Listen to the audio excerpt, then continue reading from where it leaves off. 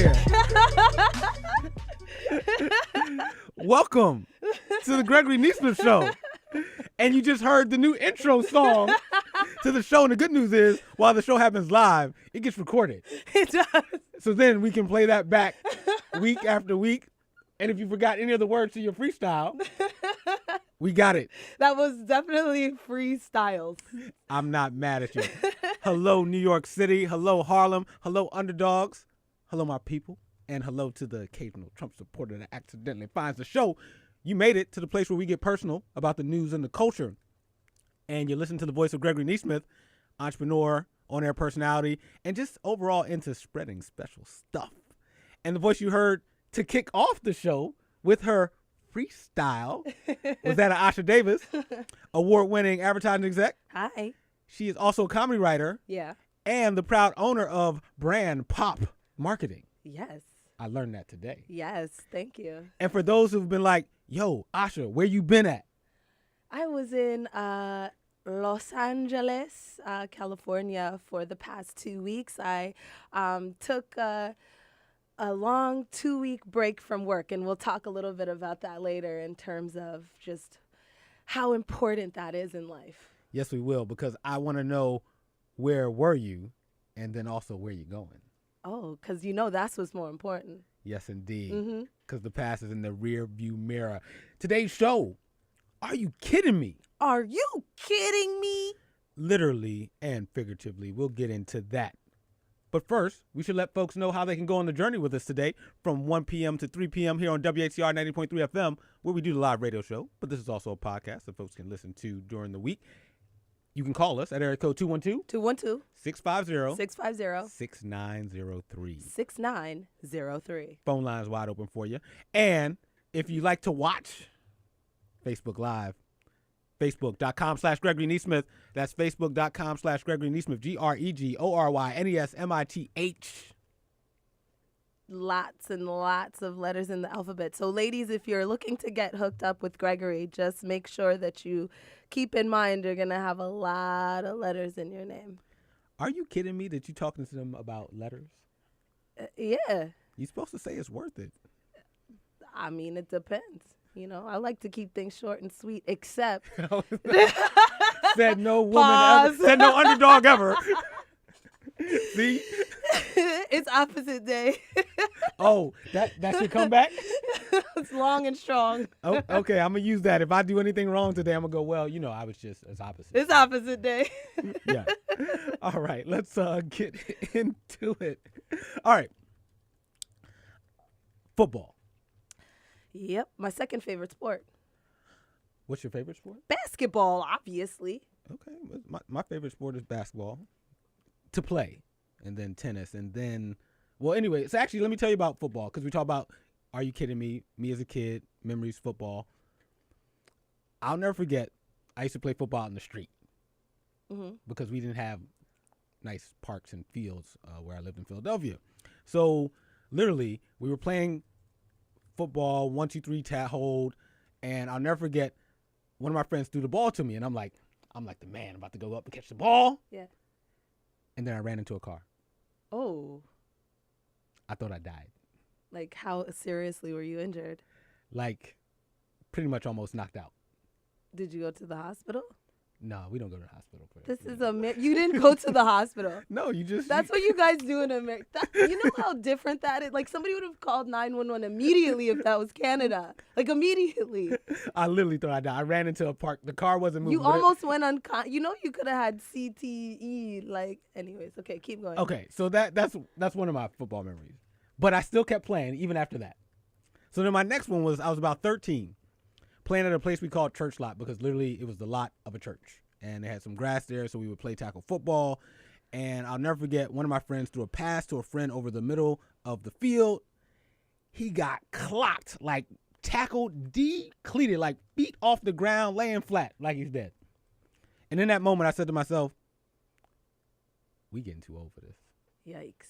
I'm not playing football anymore. And so football became a memory to me. That was the last time I actually played football. I don't do it. It's like distant memories. Right. And guess what is also about to be a distant memory? What? Watching the NFL. You still on the boycott? I'm still in the boycott. So I have not. Football is just like my childhood memories. I think the way things are going, football and watching the NFL is about to become a distant memory. You know that. So even if they stop kneeling, right? You're still gonna boycott.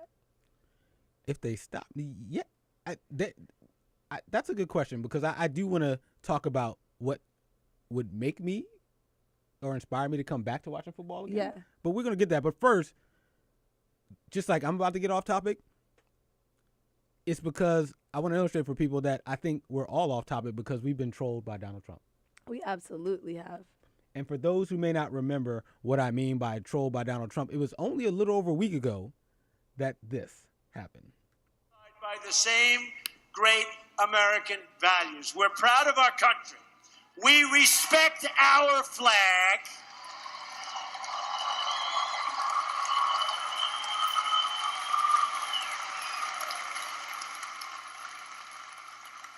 Wouldn't you love to see one of these NFL, when somebody disrespects our flag, to say, get that son of a bitch off the field right now, out, he's fired.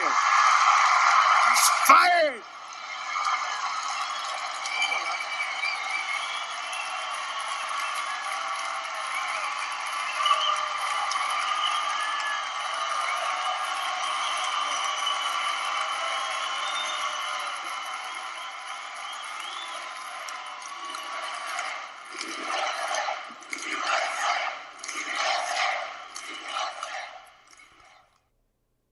Remember that? How could I forget? Well, just in case you forgot, Certainly did not. Donald Trump was back at it again. Literally this weekend, he was tweeting about the NFL.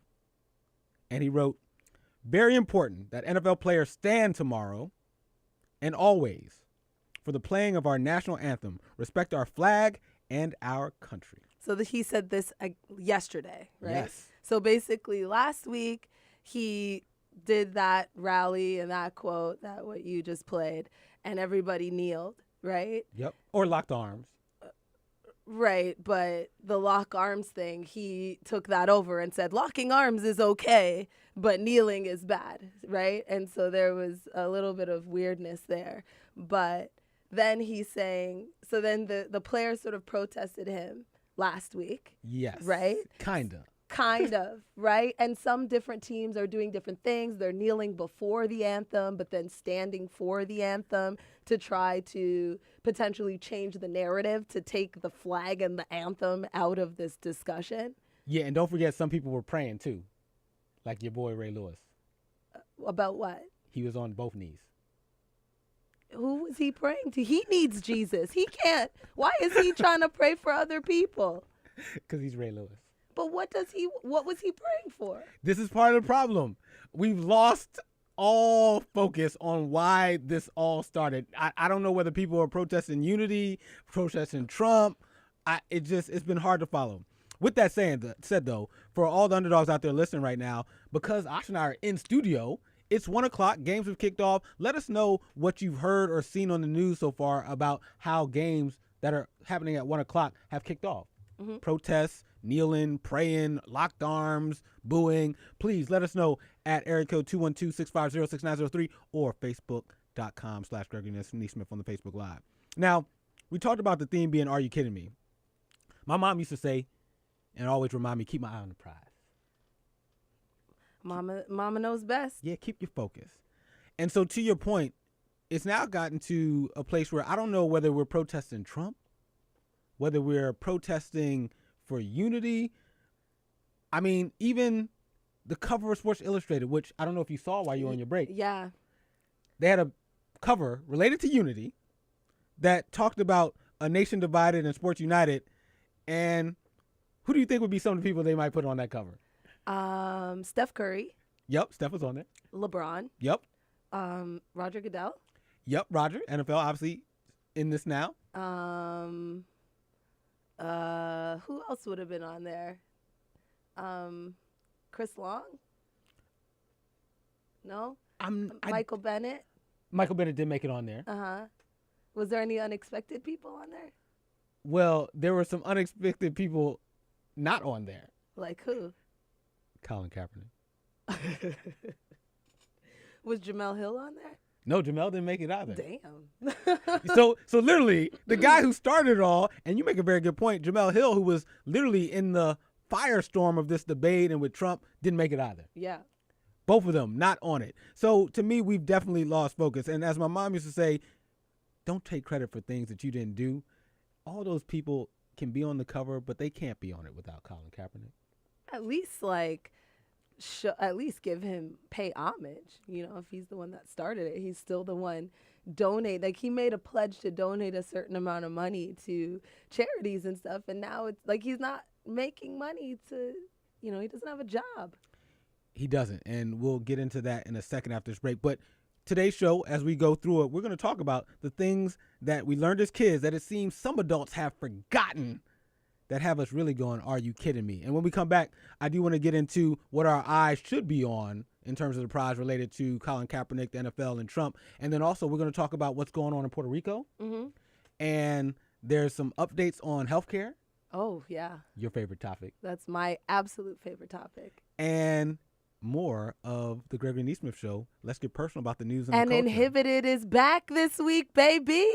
It is? Let's go to break. It's I'm trying to. I thought we are. We'll talk about that after that.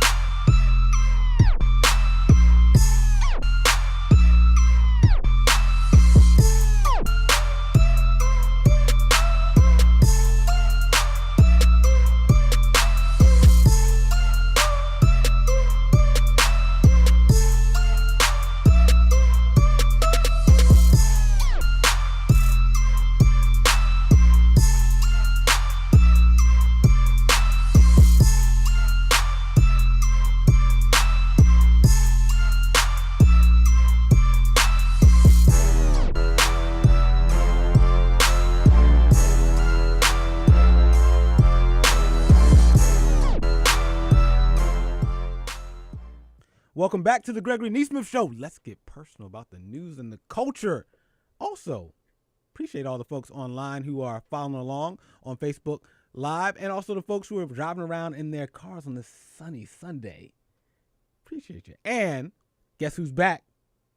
Guess who's back again. Tell the world, tell the... Okay. You changed the name of the show while I was gone, too. Like, what happened to the Underdogs? I was taking it back to the roots, and I didn't want your mug to go to waste. You just, like, all the way okey doke changed the show. I leave for 2 weeks. I know, and you didn't even say... What when I said, guess guess to the uns, like... This we're talking about the unavoidable news of the week right now. Right. So... Did you... And when I said guess who's back, you didn't say who's back. Who guess who's Bazak? You. Oh, obviously. I know, but I just wanted you to say. Hi, I'm Asha. Yes. Anyways, we were talking about the NFL. We had a caller. She made a really great point. Yes. So caller Deborah from Manhattan was just making sure that we remember that the relationship between the military and the NFL is one that is a bit tangled and one that involves money. And it's been widely reported that the military used to pay the NFL to have folks stand and interact with the anthem as a tool for recruitment. Yeah, so exactly. So essentially, NFL players have actually only been standing for the national anthem since 2009. So we're looking at a practice that is, under 10 years old. That initially, to Gregory's point, the only reason that it's been done is because the military after 2009 started using the NFL as a recruitment tool. So not just the national anthem, but if you actually go to NFL games, you'll notice halftime shows during the break. There's always some sort of military activity going on within the sport. So I think it's really, really, really important to acknowledge that there is a additional political side to this too, and then manufactured anger. Speak on it. And shout out to Deborah from Manhattan for reminding us of that point. Now, like I said, when I was growing up, parents always reminded me, keep your eye on the prize. And I feel like we've been trolled by Trump. People are all over the place. So I want to get back to what now? So first, Sports Illustrated seemed to forgot this, but thank you, Colin Kaepernick, for the protests and raising awareness of racial inequalities, especially when it comes to policing and the criminal justice system. I would give a round of applause, but that doesn't work on radio. It makes it pop. But silent applause. Thank you so much, Mr. Kaepernick. So that's first. Now, oftentimes when there's issues, there's awareness building, then there's also acknowledgement. I'll have to say, it seems like a lot of the country is not ready to acknowledge that this is an issue. Mm-hmm. And we'll get to that. But to me, what's really next is like, what do we want? Because you can make people be aware, which is like step one. But now it's like, if you and I are having a dispute and I just tell you, Asha, I'm mad at you. Asha, I'm mad at you. Asha, I'm mad at you. Well, I'm sure at some point you can be like, well, what do you want? What do you need to have happen so you're not mad at me anymore? Yeah. And so I want to spend just a little bit of time on, like, what do I want? What do you want out there, underdogs, to come out of this whole Colin Kaepernick NFL protest things? Because right now, all we getting is locked arms and unity pledges. And that's not why this whole thing started. So just as a little bit of context, I went and looked up some stats because I think some people don't realize that there truly are issues related to criminal justice and to policing. And for those who are like, don't go find some right-wing conspiracy or some left-leaning place, I went to the Department of Justice, to the government, and their stats on things like racial inequalities. So sentencing, as for example, they studied a period over 8 years from 2005 to 2012, and they found that black men received roughly 10% or longer prison sentences than white men for similar crimes, even after accounting for the facts surrounding the case. So while there's been a trend towards more lenient sentences overall, white males have seen larger declines in average prison sentences than black males. Wow. That's not me speculating or going, you know what, it just feels like I don't get treated fairly as a black man. No, these are Department of Justice stats. Also, they found, as a whole, females and white males received less severe sentences than black males over the 8-year period of the study. Black females were found to not be disadvantaged compared to white females. However, the black male was disadvantaged to everyone when it came to sentencing. Makes sense. This isn't me just talking about my own personal experience. This is stats from the government. And then lastly, because I want to also make sure we zero in on policing, which is where Colin actually started, there was a study done in 2015 with the Greensboro, North Carolina police officers, and they found that discretion to search black drivers on their cars was more than twice as often as white motorists. So black drivers were, their cars were inspected more often than white motorists, even though they found drugs and weapons significantly more often when the drivers were white. So this pattern is crazy. You're pulling over and searching black men's cars more often, even though statistics would say the people you're pulling over less often are still more likely to have contraband or some type of illegal substance on them. I mean, I think that is a much more compelling stat because, this is really extremely scary, especially, in the previous stat you mentioned, for 4 of those 8 years, we had a black president, so it's like, what more can we possibly achieve, Yeah. Like, we had a black president. And yet and still, these things were still happening over that time. Right. It's like when they do the analysis of, God forbid that Trump makes it all the way to 2020. When they do the analysis of, 2016 to 2020 and how these statistics are changing and increasing, like, I'm terrified. And it's interesting you mentioned the Obama years. Mm-hmm. Not to be, Obama and his administration did attempt to do something.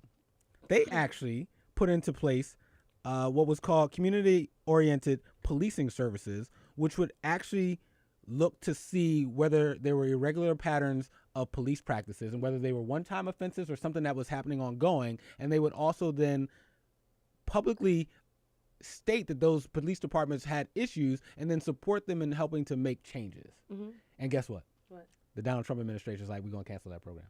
Mm-hmm.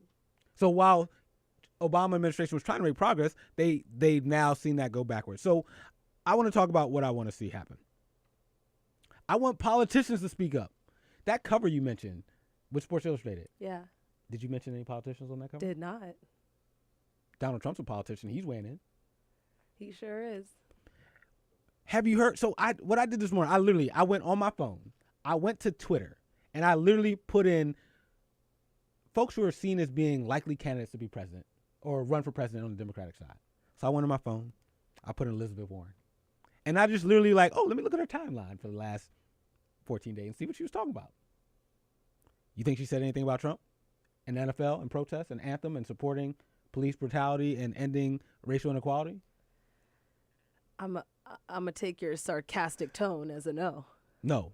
Bernie Sanders did the same thing. Oh, let me see what Bernie, because the burn ain't. Bernie got time to talk about Hillary Clinton's book. Burn ain't say. Rightfully so, talking about Puerto Rico and about the tax plan and about Obamacare still being in place. Not a thing about this. Kamala Harris. Not a thing about this all week. Cory Booker. Shout out to our neighboring state, New Jersey, where he is the senator.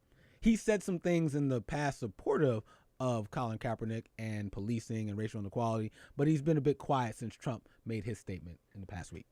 Well, I think too, but to be fair, again, just to be one other counterpoint, right, is Colin, I don't know if you guys remember, in 2016, Colin Kaepernick actually came out and publicly said that he didn't vote in the election.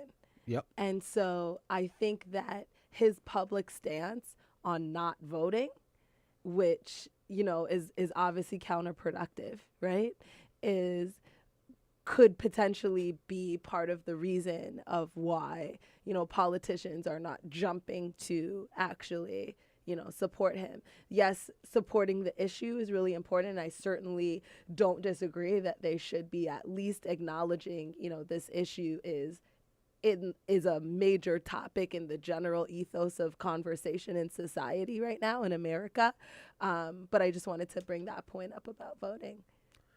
I hear you, and I get that. But the people that he is protesting on behalf are voters. I agree. And to your point, even if they don't want to come out and support Colin Kaepernick, I actually think that that's fine.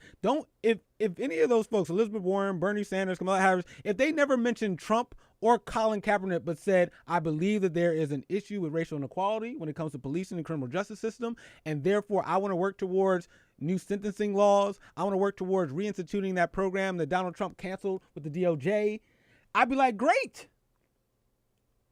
But guess what the Hill reported? Harris, Warren, Sanders did not put out press releases on the issue or weigh in on Twitter, at least as of midweek. We have a comment on Facebook of Keon is telling us, we asked the question of what are people hoping for in terms what do you of want? The outcome. And he says, I'm not exactly sure what I'm hoping for.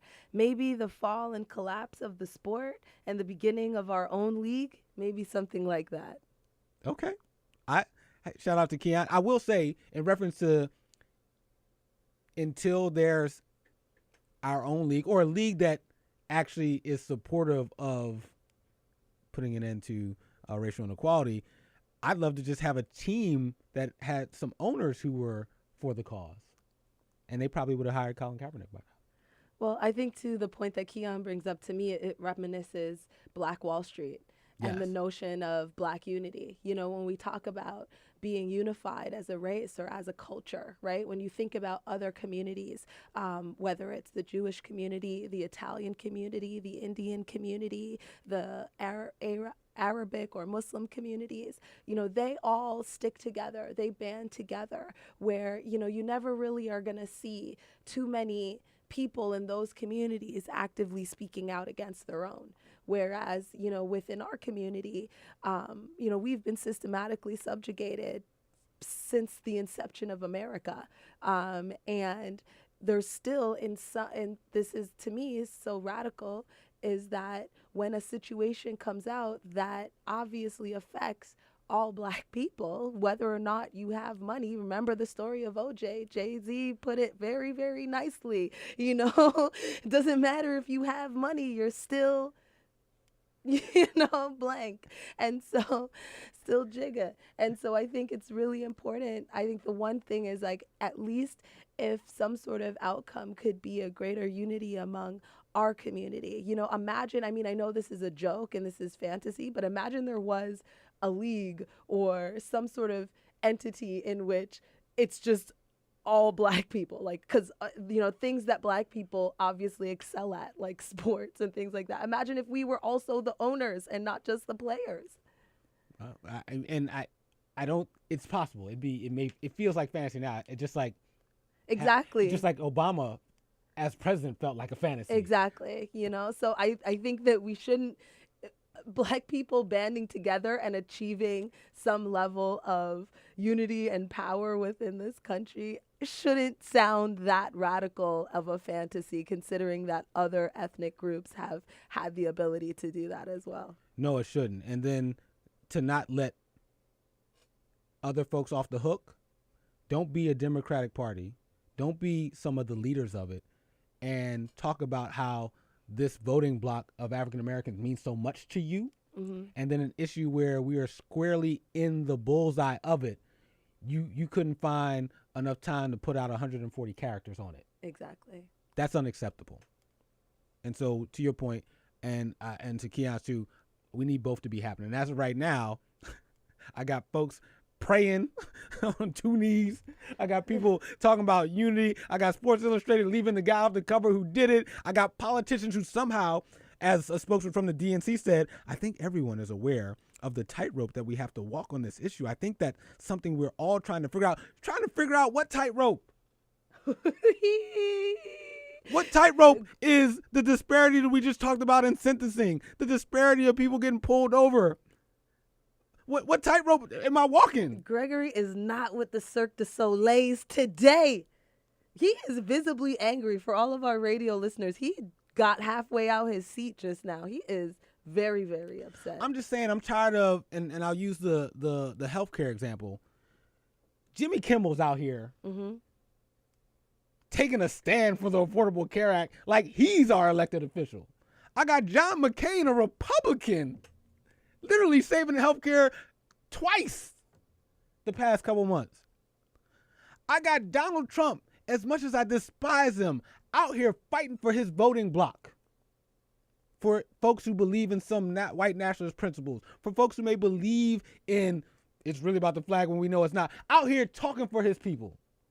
And I can't get Elizabeth Warren or Bernie Sanders or Kamala Harris to be on the record this week. Do we have time for one more Facebook comment? Yeah. Kirsten. Shout out to Kirsten. Yeah, shout out to Kirsten Magwood in the building. Kirsten says, Kaepernick is not the issue. Police brutality against Black people is the issue. The NFL Players League would do good to put together a list of demands for Black lives that should also defend their First Amendment rights to protest. I agree with that. And to build on that, what I want the politicians to speak up. What I want them to reverse the action that the DOJ just took that no longer allows the Department of Justice to monitor police departments that aren't doing their job. I want to see bills passed related to sentencing, bail rules done before this year is out. I also want the NFL to get into this too. Take some of that money and donate it towards causes that help further equality in reference to policing and to the criminal justice system. And oh, by the way, get Colin Kaepernick signed. And because I'm being petty, Sports Illustrated needs to reissue a new cover. But that's just the petty in me. Just like saying, you know what? While we on a roll, I might as well just add that into. Tell it and yell it, boo. So that's what I want. What do you want? Let us know. Area code 212-650-6903 or on Facebook Live. Shout out to Keon. Shout out to Deborah for weighing in on this topic. We're going to take a break. And then when we come back, we're going to talk more about some unavoidable news of the week and some things that just really have us going, are you kidding Are me? you kidding me? Unfortunately, not. More of the Gregory Nesmith Show. Let's get personal about the news and the culture after this break.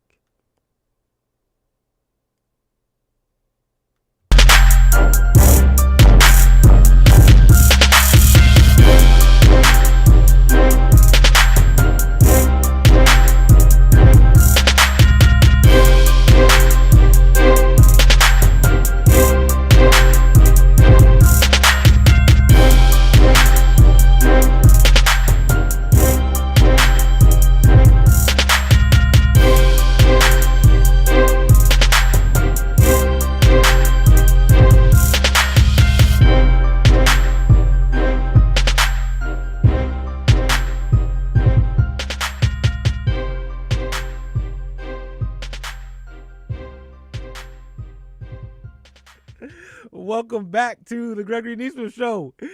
Shout out to the underdogs, to my peoples, and the occasional Trump supporter who might accidentally have found the show. We appreciate you all. And shout out to Asha Davis. Hey. And to all the folks following along on Facebook Live or driving around in their car on a sunny Sunday, hopefully listening to us instead of watching the NFL. Ouch.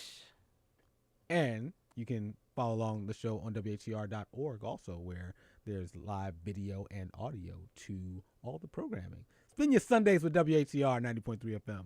All right, today's topic, are you kidding me? We talked a little bit about football. And I remember growing up learning things like keep your eye on the prize. Yeah.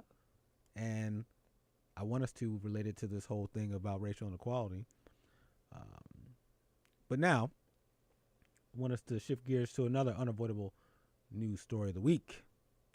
And I got to thinking, when I was younger, I remember elders would say to me, especially when it came to dating, Yeah. make sure you're on the same page. What does that mean? Meaning, make sure that what you want and what the other person wants are the same thing. Make sure you're clear on what your relationship is. Or like, don't be at an event and someone goes, is that your boyfriend?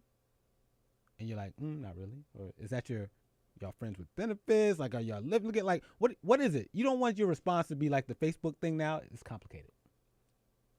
That's not a good answer. Right. Because when things get troublesome, when things are complicated, you don't know how much someone's gonna help, not gonna help, what the real relationship is. Like, you gotta have some like, what kind of relationship are we in? Right. That makes sense. Because when times get tough, you know, you want to have that clarity on how you're gonna support each other. Now, that has me thinking about our current unavoidable news story of the week. Yeah. With what's going on in Puerto Rico. Puerto Rico. Yeah. I can't, like, yeah. It's crazy. Is it a state? Is it not a state? Is it a commonwealth? Something happens, we're supposed to help them, we're not supposed to help them. It's a territory. They pay taxes and they're not allowed to vote. Which to me would be, if I had to click the button on like relationship status, that's too complicated. That's too complicated. But when you try to buy something online and you got to select your state that you live in, when they're taking your credit card information, you know what state shows up? Puerto Rico. It doesn't say territory. It says state. But then something happens like what's going on now. Normally you would say, make sure you're out, get ready and out there and vote. Go call your representatives. Make sure you get a different president office. But guess what? Puerto Ricans can't vote. for the president of the United States. They can't vote for a representative in the House or a senator.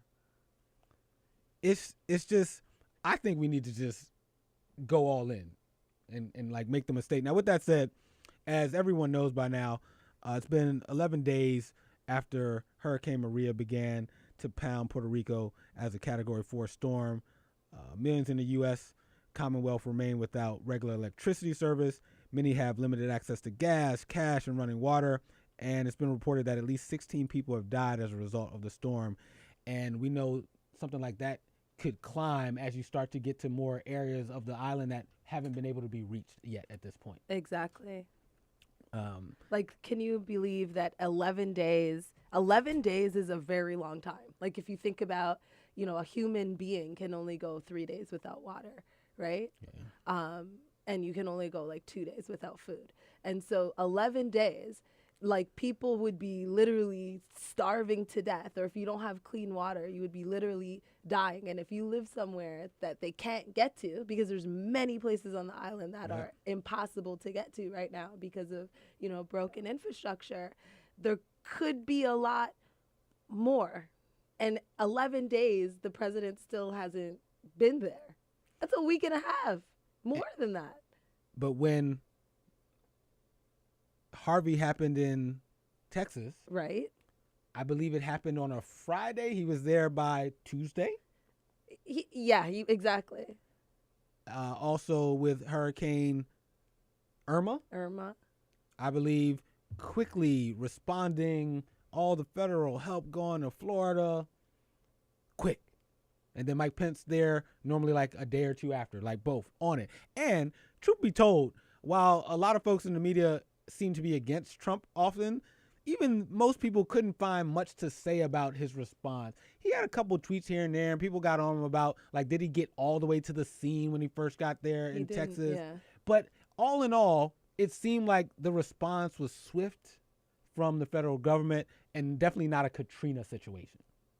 No, and he certainly wasn't blaming them. No, he wasn't tweeting 18 times in a day about how inadequate the folks in Texas or Florida were for wanting help. Exactly. And even though he took that long to get to Florida and Texas, it didn't take him that long to respond to the issue, right? So remember, he didn't even do his first tweet about Puerto Rico until he faced criticism that it had been, I believe it was 5 days, and he was too busy tweeting about the NFL, and he still hadn't said anything. And only once everybody came out and said, I can't believe this guy has sent 19 tweets about the NFL and 0 about Puerto Rico, did he come out and actually, say something about it. Yes, and to your point, earlier Saturday, which was literally, it feels like it was weeks ago, but that was literally just yesterday. Wow. Trump, who plans to visit the island this coming Tuesday, used Twitter to criticize the mayor of San Juan, saying that the leadership ability of some in Puerto Rico who want everything to be done for them when it should be a community effort. And, he's really just been out there criticizing her. And it's been, again, we talk about eye on the prize, losing focus. Why are we having arguments between Donald Trump and a mayor of a place that is like literally a disaster zone? Right. It's just, and then, I don't know if you heard the speech, but he mentioned how he started making excuses. He goes, I don't know if you know this, but Puerto Rico is surrounded by water. Big water. We can't the ocean. We can't just drive trucks from other states there. No, but don't we have a Navy? Isn't this America? That never stopped you guys from getting anywhere. How can you be threatening North Korea in the same breath and you can be threatening North Korea and in the same breath you're telling me you can't even get to somewhere that's in America? He literally goes, surrounded by water, big water, the Atlantic Ocean. I'm like, who writes for this dude? That's insane. Like, I guarantee you that was off script, bro. Part of me, I don't even know if I hope it is or hope it isn't, actually. It's absolutely off script. I don't. Big water. All right. So what's the latest on what's going on? FEMA officials did issue an update over the weekend, and just some really really challenging news. All phone landlines are now working, which is good. That's good. The government still is in the process of buying a few thousand crates of private sector goods, such as food meant for grocery stores. Companies that can't access the port and deliver the goods will be forced to sell the items to the Commonwealth, which will distribute them. What? That doesn't sound good. About 10,000 people are in roughly 230 shelters. About half of the island's customers have regular water service. Just speaking about the shelters, I think the other thing that I wanted to mention is, like, while Trump is out here criticizing the mayor of Puerto Rico, the mayor of San Juan, which is the capital, while he's out here criticizing her, she's living in a shelter with her family, you know, sleeping on a cot. In that same shelter, the big one that's there, yep, she's there living. And you know where he was tweeting from? His golf course. His private golf course. Yeah. Which, just as a quick aside, he tweeted, I believe, 18 times related to Puerto Rico yesterday. And then they said there was like a 6-hour gap where he didn't tweet anything and couldn't be found. So it's reported that he was likely criticizing Puerto Rico, then playing golf, then back to criticizing Puerto Rico again. Mm-hmm. Exactly. And this going on, wow, you know, you want to talk about the sensitivity of human life? Think about hospitals, okay? Right now, 51 of the 69 hospitals are open. But when you actually dig into the story, all of those hospitals are running on generators. Do you know how powerful a generator would have to be to power a hospital for an extended period of time? So it's only a matter of time before these generators like actually run out. Like, you know how many things are plugged in, life support machines and such. Like, those take a lot of power, right? So the mayor of San Juan was saying they had to evacuate another hospital the other day because the generator literally blew up. Like, the generator caught on fire because it's working that hard. And it's inevitable that unless something happens immediately with the electricity infrastructure, then that's going to like continue to keep happening, you know? Yeah, I mean, our thoughts and prayers go out to all the folks in Puerto Rico, which I believe is an island that has close to almost 4 million people on the island. And, of course, they are our brothers and sisters, our fellow American citizens. Exactly. And only 5% of them have electricity right now. It's crazy. Like, there's 95% of the country is living like it's 1890 something before Thomas Edison invented electricity. Yeah, it's just unbelievable. And also shout out to the folks in the New York area, because a lot of folks of Puerto Rican descent or have once lived there now live in metro areas, and New York being, I think, one of the largest population of Puerto Ricans in the country. So Shout out to the Puerto Rican Day Parade. Yeah, so there's a lot of people literally in this city listening to us right now who literally can't focus for the past 11 days because some of them haven't heard from like their mom or their dad or their relatives and don't even know whether they're alive, and they get to like turn on the news or go on their phone and see the president getting into a Twitter battle about whether or not the mayor cares or wants too much, which is she just wants the people of Puerto Rico to be alive and well. I mean, do we have time for some Facebook comments? Yeah, shout out to the folks following along on Facebook Live at facebook.com/Gregory Nesmith. So Tavion says, regarding the PR situation, I think it's very shady that the U.S. won't let other countries help. I mean, shout out to Tavion, good brother, and he makes a good point. This, given that it's been 11 days and the U.S. has been a little slow to act, we definitely shouldn't be turning away help from others who want to make things better in Puerto Rico, especially since it's, you know, surrounded by water, big water. The hugest water of all the waters. Yeah, the Atlantic. There's never been a water like that water. Somebody get Trump out of here. Stop it. And then Keon has another comment. He says, I think Puerto Rico just found out they are black the hard way. I mean, they definitely found out that when you in that, it's a complicated relationship. You get to really see who's on your side and who isn't. And right now, it's clear that Trump and this administration is not on Puerto Rico's side. Other comments from Facebook? That's it. Hey, we appreciate Keon. And shout out to Tavion for checking in. because, we do this for the underdogs and for my peoples too. We're going to take a quick break, and when we come back, more of the unavoidable news of the week. Also, I think we have an Under of the Week this week. Ooh. And it might have something to do with Facebook, and an update on the Affordable Care Act. It's like literally on life support, and I didn't even mean that as a pun intended, but it's lived on for another week. I feel like it's doing better than life support. I mean, people have tried to kill it 3 times now, so now they're back to the drawing board and trying to kill it. So it's the people are saved. I feel like the life support's working. The person in the coma just woke up, at least. Okay. They're okay for now. For now. Yeah, they're okay for now, though. At least they're back home shooting in the gym. That's one way to put it. Yeah. And we'll talk about all of those things and take your phone calls and online comments after this break.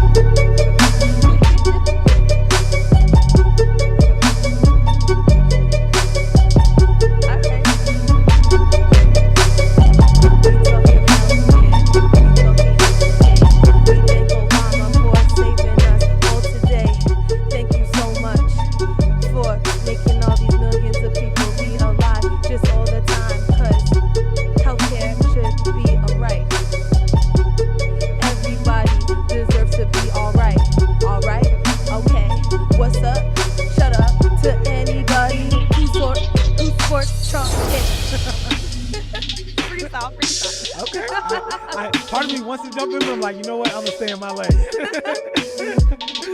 Get in the lane. It's all the same. I'm on the ones and twos. We rapping crazy because it's so insane on the brain. And now it's time for me to take the unavoidable news train. Unavoidable news train. Let's take the news train. Yeah. Clearly, you're listening to Gregory Nesmith and Asha, the rapper Davis. We're having too much fun today. Yes, we are. I might, maybe later in the show, I'll try to jump into the cipher. Oh, shoot. Are we going to do another cipher? Well, so far, there hasn't been a cipher. It's just been you freestyling. Yeah, let's do a cipher. We might. Okay. Anybody who's willing to join in, it's 212-650-6903. I'm sure somehow we can figure out to keep the beat on and like there's callers. That would be cool if our callers join the freestyle. Yo, battle. what other show do you get freestyling? You get personal about the news and the culture, and folks get to to weigh in on things. I think one of our listeners, Keon, raps. He should call in. Okay, Keon, let us know if that's what you do. Don't keep your talents. Underdogs out there, shine. The podcast is going to go out. People going to hear you. People going to hear you. Might get a deal or something out of the song. We talking healthcare. Yes. yes, we are. We talking healthcare, not talking welfare. We are. So today's show, Are You Kidding Me? Are you kidding me? What's going on with healthcare? Well, I think the one thing I learned growing up that I want to mention in reference to this story is that I was always taught, treat people how you want to be treated. The golden rule. Golden rule. Mm-hmm. So if you got Congress care, that means you should want other people to have Congress care. Exactly. If you got low healthcare costs, if you got access to good healthcare coverage, you should want other people to have it. You should. It sounds like the golden rule. Sounds logical. But guess what? The GOP is at it, or was at it again. They tried to pass a new healthcare bill, repeal the ACA and replace it with something else that ain't nowhere near it. But it includes the same letters, so they were hoping we would have got confused. You mean like how some people used to hate Obamacare but love the Affordable Care Act? Exactly. Which still... Or they called it that they combated the ACA with the AHCA. Yes. Which was the same letters. Anyways. They tried. So for those who may not remember all the details, it was called the Graham-Cassidy bill. This was now the third attempt. Yes. Right. 3 strikes and you're... Still in the game, apparently. Yeah, unfortunately. So Lindsey Graham and Bill Cassidy, senators, co-authored a bill to, again, repeal and replace Obamacare, also known as Affordable Care Act. And to summarize what that bill would have done, give folks less coverage, give out less money, less certainty, and more GOP BS. What do you mean by less certainty? Meaning there were debates and people trying to figure out whether pre-existing conditions were going to be covered or not covered. Less uncertainty because the bill was going to send a lot of power to the states. And so literally, depending on what state you're in, would depend on how your health coverage and health care was going to be administered. So literally, we would have potentially had 50 different health care business models. And so that would lead to uncertainty because you literally don't know what you're going to get in your state. That makes sense. And so that's what we were about to sign up for. But to the rescue came Lisa Murkowski, Susan Collins, Rand Paul. A unlikely cast of characters. And to bring it on home, John, I vote no to repeal and replacing Obamacare, McCain. Wow. Yeah, Rand Paul. Now, Rand Paul actually opposed it because he doesn't think it went far enough and doesn't think it actually repeals Obamacare. So not that I align with why he said no, but I still like his no vote, even though I don't like his intention behind it. Right. And then the others, McCain didn't vote for it because he felt like there wasn't the needed debate and process to follow to do something that's such a big deal. And then literally Susan Collins and Murkowski were just like, no, this ain't gonna work. Y'all cutting funding, coverage, got stuff about Planned Parenthood in there. They were just like, they're not feeling it at all. I think that Rand Paul probably also voted against it because he was trying to wait for the Paul Bearer Act because he really just wanted more people to not be alive to make it cheaper to run. I see what you did there. Yeah. And unfortunately, there were studies. It's hard for me to even say this. So I'm going to say when they tried to repeal it before, but you don't even know which one I'm talking about when I say that. Right? But one of the ones they tried before, literally, it was found that people would die. Yes. As a result, just as, a matter of statistics, less coverage, less healthcare access, then more people are literally just going to die. Like they just physically cannot afford what they need to stay alive. Yes. And that, to me, should be the most un-American thing that could ever be possible. But I feel like we got to go to break. Yes, we got to go to break. We're going to do a quick station ID, and a little bit of music. And then literally we're going to get back to the latest on healthcare because there's still more healthcare news, believe it or not. We got some comments and call in. Yes, indeed. More of the Gregory Nesmith Show after this quick, and I mean quick, break. WHCR 90.3 FM, New York. See how quick that was? Oh, wow. I thought you were going to go music, then we were going to freestyle some more. Well, we can. No, we don't have to. Okay, well, we'll do it after we finish the healthcare discussion. Okay. All right. So what's going on out there for all the underdogs and my peoples listening on Facebook Live? Well, actually, they're watching too. They're watching us, actually. Yeah, they can see you loud and clear.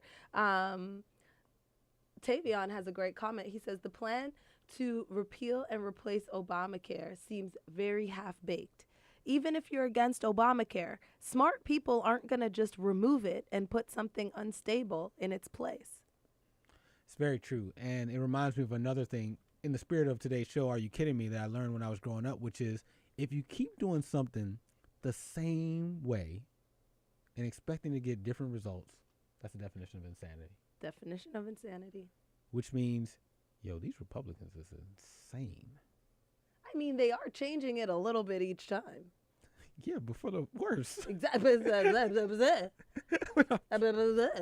Shout out to Tavion. Because this topic, the reason why we often talk about it is because it's one of the few things that literally, whether you're an underdog or not, just it affects every single one of us in this country. Yeah.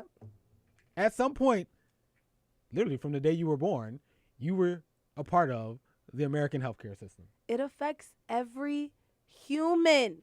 It's not just America, guys. It's people. It's every human on the planet at some course of their lifetime will need their health taken care of. But I'll take it a step further. Literally, you don't get here without healthcare. Like you're literally, for most part, you're delivered in a hospital. Like your mother who gave birth to you was getting healthcare. So from the start, we are part of the healthcare system. Exactly. You can't even get here without it.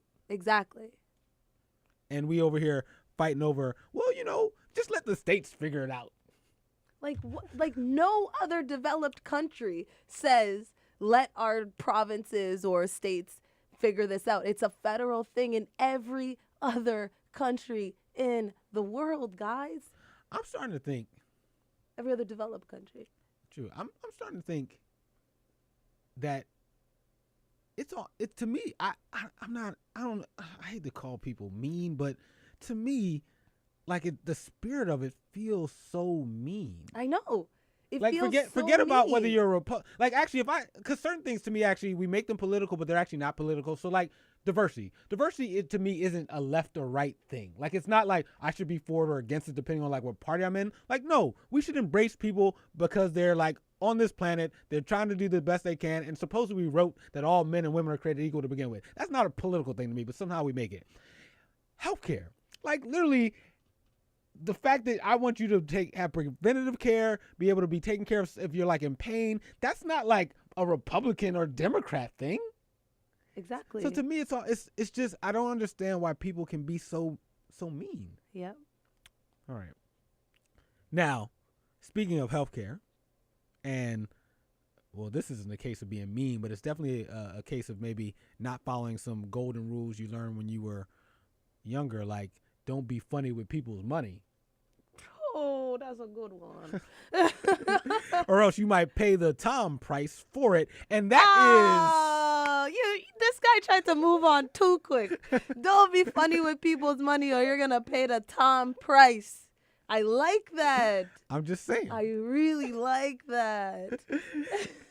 And why do I say that? Because the Health and Human Services Secretary, Tom Price, resigned this week. What he do? Yo, your man's in them? Yo, that's your man's because you've been on private jets. I ain't there. I've been in business class. I know that you've been. No, I know. I just wanted the people listening this to know guy's that, practiced falconry in Dubai. So for anyone who thought. Yo, I will say, there's nothing like when you get in that car, like they come to pick you up, and you don't have to like tell them like what terminal you're going to because they're like all part of like the whole. Anyways, what Tom Price do? So Tom, With the difference is you was using the company's money and not taxpayers' money. that is true. So Tom Price was out here flying around, and you and I were paying for it. So flying like where? Like places that you can't get on normal airplanes, right? Yeah, like, I need a private jet to fly from D.C. to Philly. Nah, son, you could even drive that. I mean, you get on the Acela, on the Amtrak, and be there in about 3 hours flat at the most. So how much did all this cost? Because, I mean, a flight's like, what, $200, $300? Well, so this is what happened. Tom Price, before he ended up resigning, he did offer to pay $52,000 back to the government to cover the cost of his seat on these planes. But no, I heard, but when you book the Air Force, like when you're using the government planes, it's not only your seat that's included in the cost. It's like the cost of the plane, the pilots, the staff that has to accompany you, and the airports and all these things. That's not the only cost. And therein lies part of the problem as to why that dude resigned, is because he offered to pay for part of his, I don't call it a crime, but part of his misbehavior, but the actual cost of the plane was over $1 million. Wow. But he was going to give us taxpayers back, 50. Because I heard $50,000. it was like 400,000, right? So it's I guess now it's like when they've accounted all of these costs, it's now like over $1 million. That's Yes. crazy. Sorry. Yeah, he offered to repay $52,000 when the total cost of the flights was in excess of $1 million. It was over when he offered to pay for part of the cost. Someone pointed out that's like admitting full guilt without full penance. So basically what did he do? Like he blamed the administration? Yeah. Or like how did he even get away with this? Because obviously it was not 1, 2, 3 times, right? He said supposedly he made requests to be pre-approved by the administration that he was allowed to do this, but the administration's like, no, bro, we don't remember getting those requests. And then on top of that, he's like, but I'll pay you back, but just like my portion of it. That's great. Yeah. So basically, it was over, to your point, when he admitted that, because when he said, I'll pay you back, because that's basically admitting guilt. Yeah. And two things we know about Donald Trump. Mm-hmm. Don't upstage him and don't go counter his message. So for one, Tom Price was in the news all last week. So, Scaramucci'd, Bannon's. Oh my God. When Bannon was on that cover of Time magazine, folks was like, his days was numbered. Mm-hmm. That's why Jared Kushner's still around, because Jared don't say nothing. Mm-hmm. Jared's like, I mean, he talks to the Russians a lot, but that's a whole separate story. So and then on top of that, Tom Price was anti, Trump says he's going to drain the swamp. You ain't draining no swamp if you got dudes running around in private planes for millions of dollars going from D.C. to Philly. Exactly. And you want to hear what's even more crazy is that the previous Health and Human Services Secretary under Obama, guess how many, because some people could have the argument that, using private jets within reason is part of the job, right? Yeah, I agree with that. So some people, you agree with that. So guess how many of these private jet flights the previous Health and Human Secretary took, the one under Obama, over the course of 5 years? Just guess. Just throw out a number. 7. You know how many? How many? 1. And you know where it was to? A remote village in Alaska that no other airplane would fly. Okay, that makes sense. And it's not actually required as a part of your day-to-day job. It's actually only available for when other options are not.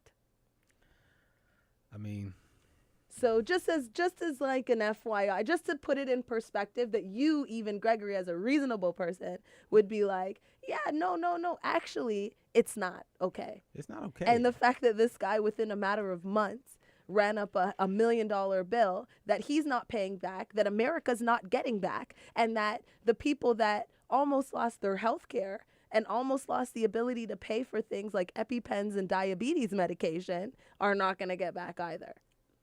Well, and I love that you used an example from the Obama administration. It reminds me of another saying I learned growing up. which is sometimes adults will say, do as I say, but don't do as I do. Mm-hmm. And unfortunately, I think that applies to Trump because this dude's been vacationing weekends, weekdays, Mar-a-Lago, other places, Jersey, and yet he's mad that, one of his peoples was just, trying to get around on some good flights. Mm-hmm. I remember that. Do as I say, not as I do. Is that a black thing, or do other ethnicities have that in their household? I know I certainly did. I'm sure you do too. Hey, underdogs out there, let us know. Have you ever heard that phrase, or is it just something that's unique to potentially the black experience? Let us know. But I've heard that, definitely got that a lot. And this is an example of like, you know what? I don't actually think that that's a phrase that I want to use going forward, because it's basically almost hypocritical in a way. And Trump doesn't want his folks living the good life, but yet he's going to live the good life while he's the president. And we're paying for it, just like we were paying for Tom Price. So that is the last of our unavoidable news stories of the week. NFL and racial inequality. Then we talked a bit about what's going on in like crazy, are you kidding me, about what's going on in Puerto Rico. And then healthcare, as you put it, doing alive and well. Yes. Even though the Republicans and Tom Price are not. Well, I'm glad. I'm glad that they're not doing well, but they're just going to hire somebody else for the job. Yeah, we'll see how that goes, because they might have to actually do a confirmation, and who knows if they can get enough people to vote the new person in. It's going to get messy before it gets We better. need a little bit of mess up in there, man. Well, no, we have a lot of mess up in there right now. Yeah, it needs to, but we need it to get more messy, because I like whatever's going on in there. If they organize and make what they're trying to do cleaned up, that's actually even scarier than it being messy. So I rather it just like get even more messy, and because for Democrats to actually take over and do the right thing, it has to get a lot messier than it is right now. True. Shout out to John McCain. Never thought I'd say that again. Shout out to Jimmy Kimmel too. And also, where are Chuck and Nancy at? We talked about the other story where's Elizabeth Warren and Bernie on racial inequality. Where are the Democrats on this? Literally, I feel like healthcare was saved by John McCain and Jimmy Kimmel. Well, for the most part, I mean, all Democrats obviously voted against it. So in order to actually beat it, you need Republicans to vote against it. To be fair. I know. To be fair. That's a fair point, but was I being petty? Kind of. Speaking of petty, Hold on. I don't know if I like that segue. At least say the person's name first, and then they're gonna say something. No. Well, speaking of petty, we're gonna go back to the do as I say, not as I do. I thought you were about to call somebody petty. No. Well, I was not gonna call petty. somebody petty. I was gonna say the topic. People that say do as I say, not as I do, are typically people that are prone to pettiness, I should say, right? So what we posed a question to our Facebook viewers to say, have you ever heard the phrase? What are your thoughts about using the phrase "do as I say, not as I do"? And we've got a great comment. Okay. I'm not suggesting in any capacity I didn't know where you were going. that this particular person is. Actually, I think they're the opposite. I think they're super non-petty, super woke, but I don't know them. Shout out to Tavion. So when we talk about do as I say, not as I do, he says that's a poor management saying. I've seen that phrase around a lot, but I've seen that phrase more often than not with poor leaders. They tell you what to do and how you should do it, but those same people hide in the office and don't do work. Yeah, it's shout out to Tavion for the comment. It is. There's phrases like, I think while we have things like walk the walk and talk the talk, it's hard to like have a relationship with someone when their words and their actions don't match. And to me, to build on Tavion's point, it's actually in a way unimaginable that when we're kids, we hear certain phrases and are told to us like they're truth, and you get a little older, you're like, yo, that's whack. Like, why are you telling me the sticks and stones may break my bones, or words will never hurt me? Like, words, there's people who still can't get over something that was said to them when they were 11 years old. But whatever, if they would have sprained an ankle or something like that, or broke something, like, it's healed, but they still can't get over that someone called them not smart enough. Or we say stuff like, don't do it as I say, don't watch what I do as I say. And you're like, okay. And then, like, you get older, like, that's whack. Super whack. It's tough being a kid. It's tough being a kid. It's tough being a parent as well. You know, it is tough being a parent. But yeah, I definitely much rather lead by example, both in home life as well as in professional life. And in the same way that, you know, I would not ask any of my team members to do something that I wouldn't do. And I would hope that I carry myself in a way that they would feel comfortable emulating as well. Yeah, because you leading by example and having your words and actions measure up. And shout out to Tavion and Underdogs out there. If you have some phrases that you were taught when you were younger, that now that you're older, you're like, yo, that's not a good idea. I would say one that comes to mind for me is, I used to hear growing up, don't do business with family and friends. Mm-hmm.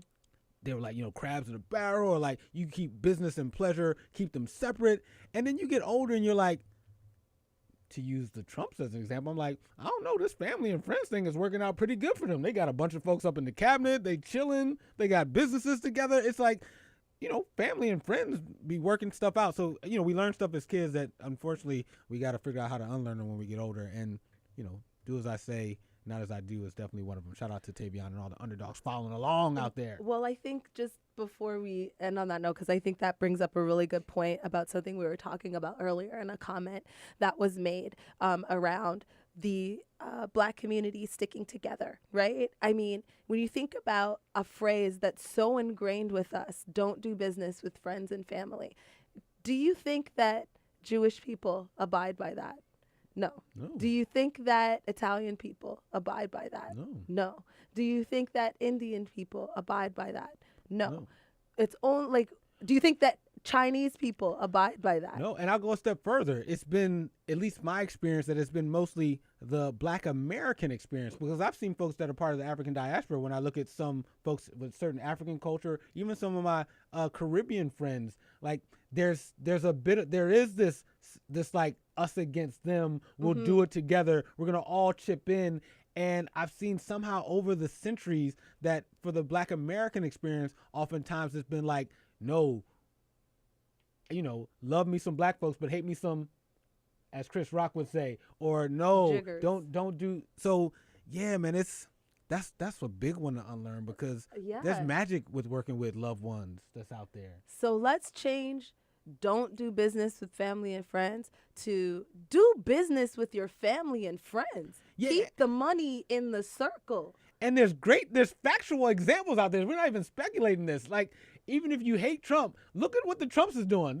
The family and friends hookup is like, it's working. Mm-hmm. And we get to get on board with that. Underdog tip out here, unwritten rule, work with your family and friends. You'll enjoy seeing your loved ones come up. It's extra sweet, I promise you. With that, we're going to take a quick break. Today's episode, Are You Kidding Me? Things that we learned as kids that now we're like, I don't know if all the adults are following them now. And we've seen some folks out of pocket and not following some of those golden rules we learned. And also, we just talked about some ones that we want to unlearn too. More of your comments on Facebook.com/Gregory Nesmith, or your phone calls at 212-650-6903. Quick break, and then we're back with more of the Gregory Nesmith Show. Let's get personal about the news and the culture after this.